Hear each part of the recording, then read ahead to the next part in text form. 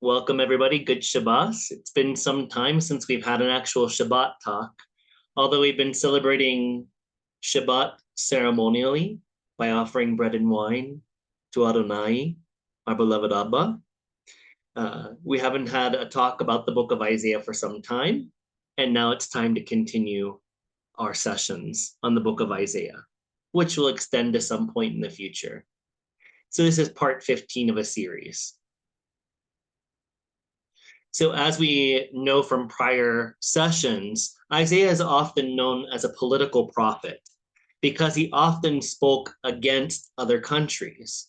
And this one in particular is very interesting that he spoke out against Egypt, because from what we know as historians and biblical scholars, a lot of the time, Egypt was an ally of Judah, which was, of course, run by the Davidic lineage in ancient Israel, because Israel had two kingdoms, the northern kingdom of Israel and the southern kingdom of Judah, which was ruled by the Davidic lineage, stemming forth from King David himself. So in chapter 19 of Isaiah, which is considered to still be historically written by the prophet Isaiah himself, Isaiah prophesies trouble for Egypt, which again is kind of odd. God is kind of against Egypt. And it seems that God isn't against Egypt politically, God is against Egypt religiously. Let's examine.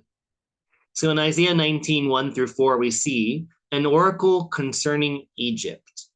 See, the Lord is riding on a swift cloud and comes to Egypt. The idols of Egypt will tremble at his presence, and the heart of the Egyptians will melt within them. I will stir up Egyptians against Egyptians, and they will fight one against the other, neighbor against neighbor, city against city, kingdom against kingdom. The spirit of the Egyptians within them will be emptied out, and I will confound their plans. They will consult the idols and the spirits of the dead and the ghosts and the familiar spirits.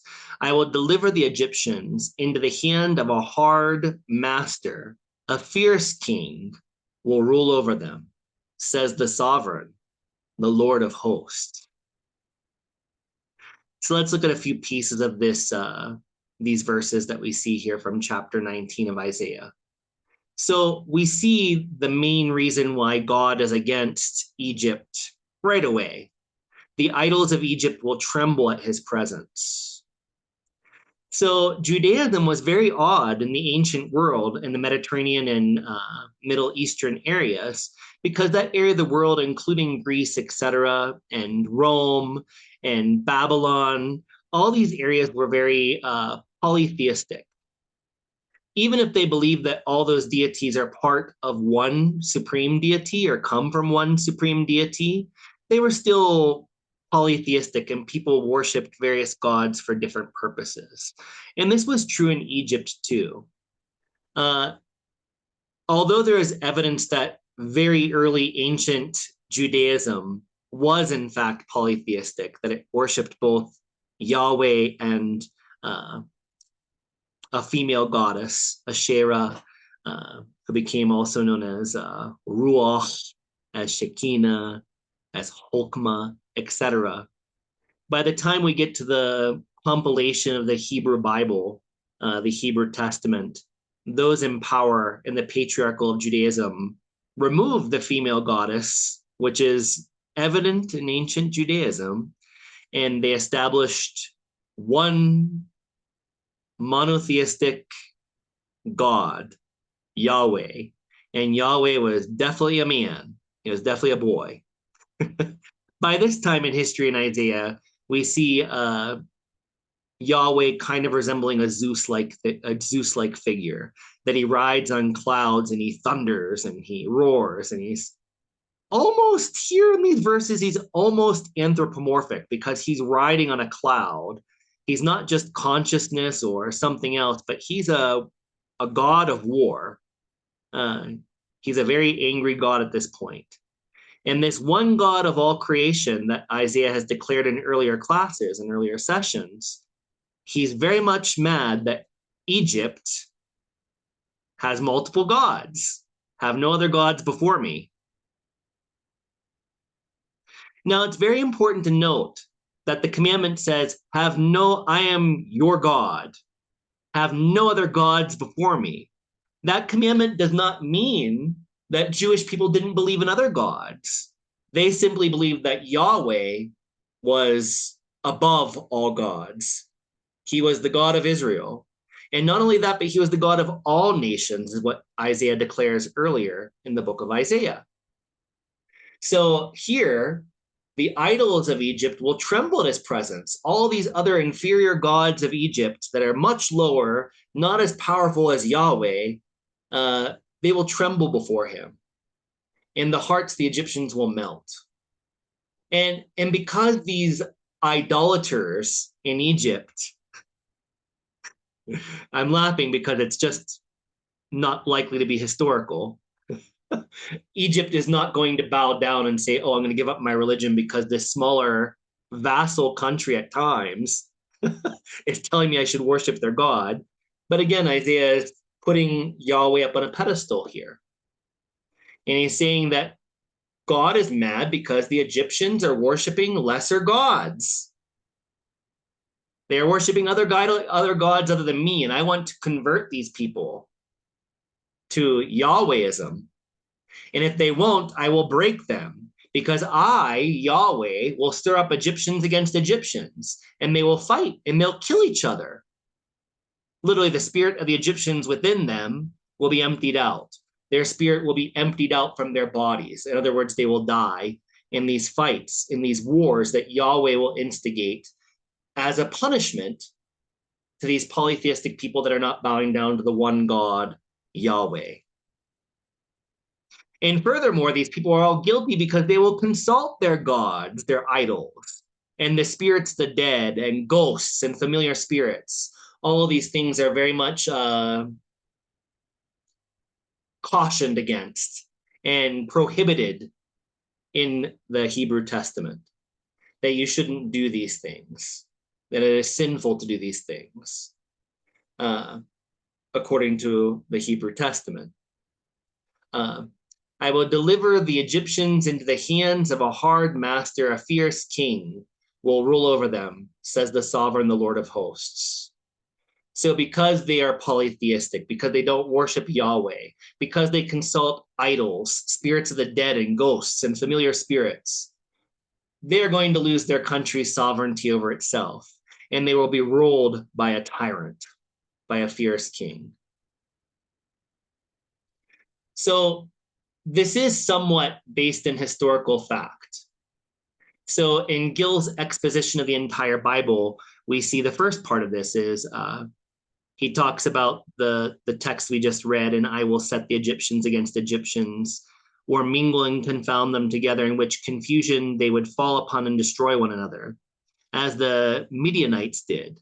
The phrase is expressive of rebellions and civil wars, as the following words explain it, in which show that the calamities of Egypt should be brought upon them, not by means of a foreign invasion, but by internal quarrels and other means, which the Lord would in judgment send upon them. So, and as you further read this, you see that there were at least 12 separate kingdoms in Egypt, up to 20,000, what it says here. And that historically those kingdoms did fight against each other. And this confederacy of states excluded Psammetichus. Psammetichus is seen here to the left, a bust of him. And when there was a falling out between Psammetichus and the other kingdoms, civil war broke out, etc. So you could see this all at the link listed below here and read it more. So there was a lot of division in Egypt that did happen around the time of Isaiah. This was occurring, that there was actually civil war between the kingdoms in Egypt. And these events supposedly validate Isaiah's prophecy. So some scholars like Clark say that Nebuchadnezzar, who was the conqueror of Israel, who destroyed the first temple, the Temple of Solomon, and who put the Jewish people into exile in Babylon. Some people say that Nebuchadnezzar was the first to conquer Egypt, followed by other Persian kings. However, this is incorrect. If Isaiah's prophecy was fulfilled, that they'd be ruled by a fierce tyrant, a fierce king, and that Egypt would lose its own sovereignty to rule itself, then it was fulfilled by the Persian king Cambyses in 525 BC, who took over Egypt and destroyed many of its temples. So this takeover of Egypt by King Cambyses in 525 BC might be construed as a fulfillment of Isaiah's prophecy. So Isaiah also prophesies in chapter 19 the drying up of the Nile. So Isaiah 19, 5-6 says, "The waters of the Nile will be dried up, and the river will be parched and dry. Its canals will become foul, and the branches of Egypt's Nile will diminish and dry up. Reeds and rushes will rot away." So this act of God, I put, destroyed the fishing trade. Isaiah 19:8, we read that. And it destroyed its crops and any trade or industry linked to the Nile, which would have been huge. So again, this was a punishment by God because the people of Egypt were polytheistic and did things differently than patriarchal Judaism of the time said things should be. They did things differently spiritually than was done in Judaism. So this condemned them spiritually. So Yahweh made the Nile dry up, made irrigation fail, made the river become stagnant so that fish would die, and so that reeds and rushes will rot away. So this drought and this drying up of the Nile and all the consequences associated with it was a punishment of Yahweh, the people of Egypt, because they were polytheistic and did not worship him, because they consulted different spirits and had different spiritual and religious practices other than Judaism. So this was another punishment other than somehow hypnotizing the people to fight against themselves or creating the causes and conditions in Egypt for civil war to break out. Because at this point, according to Isaiah, Yahweh was not only the God of Israel, but he was the God of all nations, and he controlled all rulers and all people because he was the supreme God. This was the point of view of Isaiah. So the civil wars that killed many people in the 12 kingdoms of Egypt and the drought that dried up the Nile and negatively impacted the whole country, these were punishments from Yahweh. So let's look at this from a historical perspective. Cambridge Bible for Schools and Colleges writes, "It has been supposed by some that there is a causal connection between the judgments here threatened and the political calamities described in the first strophe or verse. The loss of a stable and beneficent central administration in Egypt is immediately felt by the peasantry through the neglect of the vast system of artificial irrigation, which is essential to the maintenance of the fertility of the soil. It is manifest, however, that the expressions here point to something far more serious than this, a drying up of the Nile by the direct exercise of Jehovah's power, of Yahweh's power, of Adonai's power." So this is similar to what I've said. However, it doesn't have to be a divine cause that makes the Nile dry up. And this actually happens a lot throughout history. So you could see this link down below about how often, in fact, the Nile dried up. It wasn't just one devastating event caused by Yahweh, but it happens a lot and causes a lot of problem for the people of Egypt, past, present, and future. So there are many accounts throughout ancient and modern history of the Nile drying up and causing water insecurity. This does not necessarily mean it was an act of God then or now, but part of the conditions of Egypt itself, which has perpetuated such circumstances over time with disastrous consequences for people along the Nile. So Again, a very natural event was used by Isaiah to seem like it was a divine punishment to the Egyptians for not worshiping one God, Yahweh, and for doing other forbidden activities like consulting spirits, etc. So Judah terrorizes Egypt. In Isaiah 19, 17 through 22, we read, "The land of Judah will become a terror to the Egyptians. Everyone to whom it is mentioned will fear because of the plan that the Lord of hosts is planning against them. On that day, there will be 5 cities in the land of Egypt that speak the language of Canaan, or Canaan, depending on how you say it, and swear allegiance to the Lord of hosts. One of these will be called the city of the sun. On that day, there will be an altar to the Lord in the center of the land of Egypt, and a pillar to the Lord at its border. It will be a sign and a witness to the Lord of hosts in the land of Egypt. When they cry to the Lord because of oppressors, he will send them a savior and will defend and deliver them.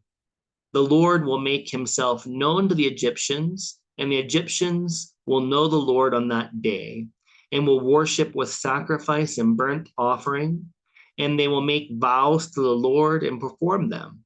The Lord will strike Egypt, striking and healing.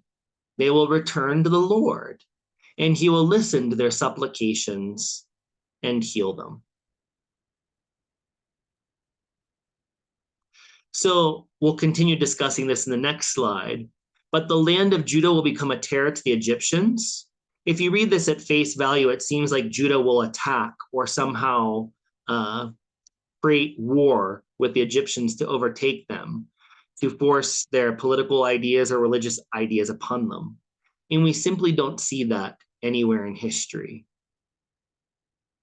Also, not to be disrespectful to the Jewish religion, which, because we do represent Jewish Christianity in this church, there's no evidence in history of Egypt ever enslaving Jewish people or a mass exodus of Jewish people from Egypt back to their land.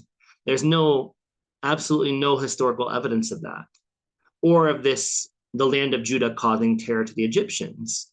So there's no evidence of this that we can see historically. So what's next? We see on that day there will be an altar to the Lord in the center of the land of Egypt. So here we're seeing that Judah is proselytizing Egypt on behalf of Yahweh. And it seems that the Egyptian people very readily accept Judaism and Yahwehism and the ways of the temple. They build this altar and offer a fire sacrifice with burnt offerings to Yahweh. So it seems that pretty quickly from this prophecy, this oracle of Isaiah, that the people of Egypt collapse pretty quickly, and it seems like almost everybody in Egypt is now Jewish and worshiping the Jewish God Yahweh. So the Lord strikes or punishes Egypt to heal them, to make them come to him. It's just not psychologically logical or historically logical. Egypt has never been a predominantly Jewish country ever. The ancient Egyptian religion was polytheistic, and nowadays it's highly Muslim in the modern time. So yes, there was a long time ago, after the destruction of the first temple, and thereafter there were large colonies of Jewish diaspora in Egypt. But nowadays, definitely there's very few Jewish people in Egypt. And that's according to modern polls that you can look up, of course, online. So Egypt definitely wasn't converted then to Judaism, and it's definitely not a major place of Judaism now. And we have to remember that if Genesis is true, if Exodus is true, getting my books and scriptures messed up a little bit here. But if Exodus was true, the Jews left Egypt because they were oppressed by Egypt, allegedly. So who are they going? What were they going there for? Why were they trying to convert it? Did they have an idea to colonize Egypt? It just doesn't seem likely that any of this is historical. So some historical facts here. Judah was often an ally with Egypt, not a terror. There were enemies, there were common enemies in that part of the world then as it is now. And Egypt and Judah, they were both common enemies with Syria or Assyria, or I believe it's also called Aram at different points in the Bible. So here we have Egypt in the map over here. It's kind of cut off, Judah, and then Syria. So Syria, as you might remember from the beginning, from the first chapter of Isaiah, Syria was teaming up with the northern kingdom of Israel to attack Judah. So Syria was an enemy of Judah. And Egypt is an enemy of Syria too. So the enemy of my enemy is my friend. So historically, Judah and Egypt were close allies, not enemies. And if you're an ally of a foreign country, you're not going to mess things up or create tension by saying, oh, you need to worship my God. It's not logical.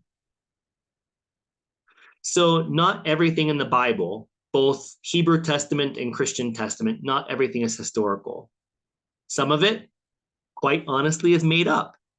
And this seems to be made up too.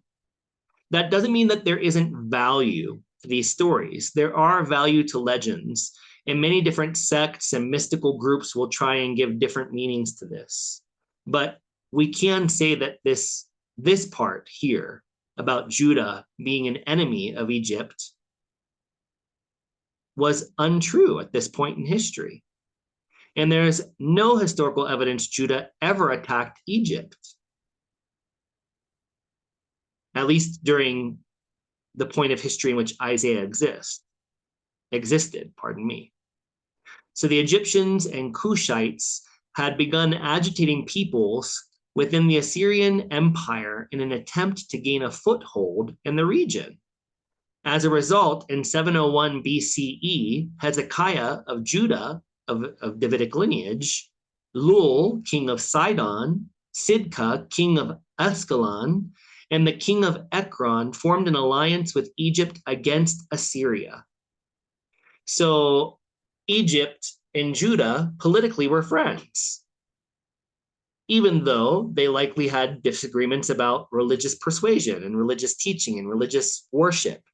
It was different, but they were friends, not enemies. So this we should understand as being non-historical. So Isaiah 19, 23 through 25, on that day there will be a highway from Egypt to Assyria, and the Assyrian will come into Egypt, and the Egyptian into Assyria, and the Egyptians will worship with the Assyrians.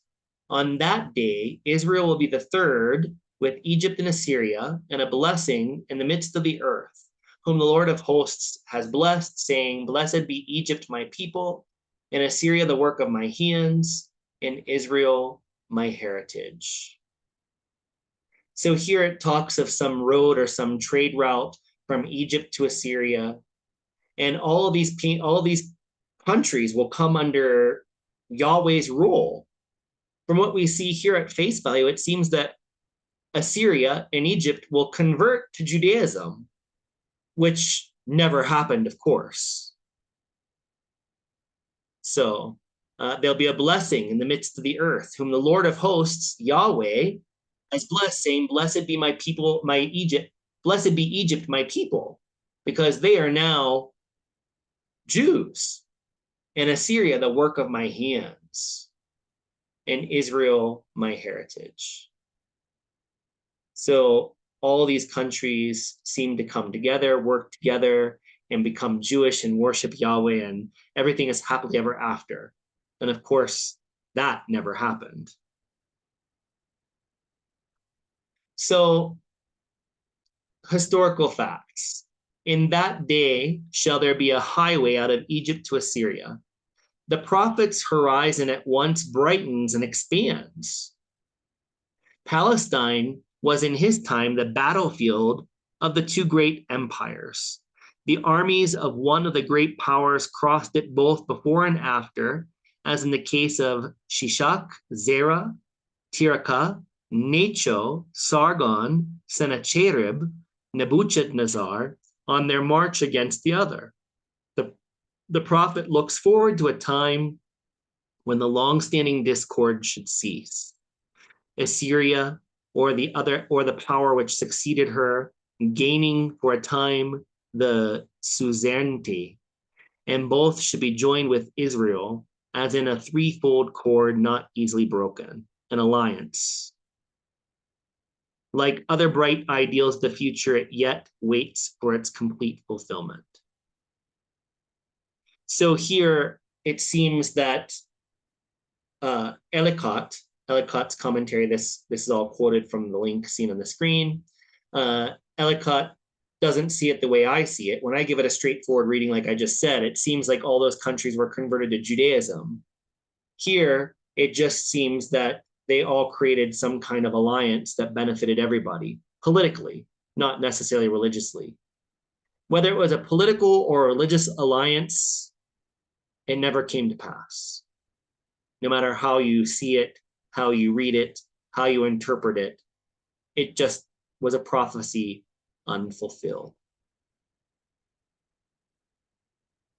So let's have the second cup of blessing. Heavenly Father, Divine Mother of the universe, Supreme Ruler of all, we bow down to you as our Father, Mother in one, our Abba. May we always seek to understand you as you truly are, and seek to separate legend from historical fact. Please help us to create a more peaceful world, both in the Middle East, which is at war now as we speak, and also peace throughout the whole world. May divine grace bring humanity to a state of harmony and balance. Amen. Amen. Amen.